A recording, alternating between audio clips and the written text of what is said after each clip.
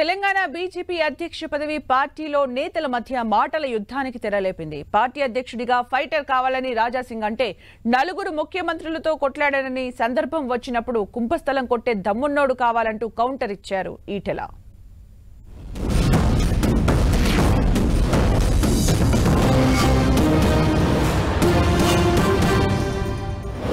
తెలంగాణలో Bharatiya Janata party president ఎట్లాంటి ఉండాలి?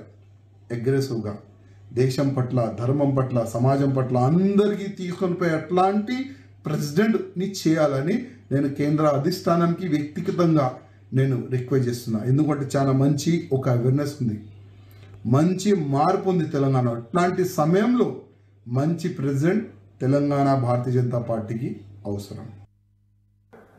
నిన్న మొన్న ఒక స్టేట్మెంట్ ఇచ్చాడు, ఫైటర్ కావాలి. ఏ ఫైటర్ కావాలి?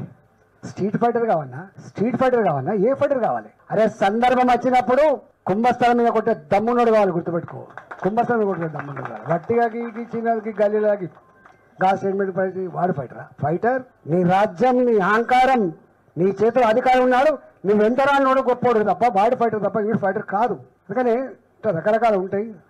మాలాంటి వాళ్ళం ఊరికే మాట్లాడాం, మాలాంటి ఊరికే మాట్లాడాం. సందర్భం మాత్రం జేజమ్మతో కొట్లాడే సత్తా ఉన్న వాళ్ళం మేము. ఇవాళ ఈ ముఖ్యమంత్రి కూడా కొట్లాడేది మేము.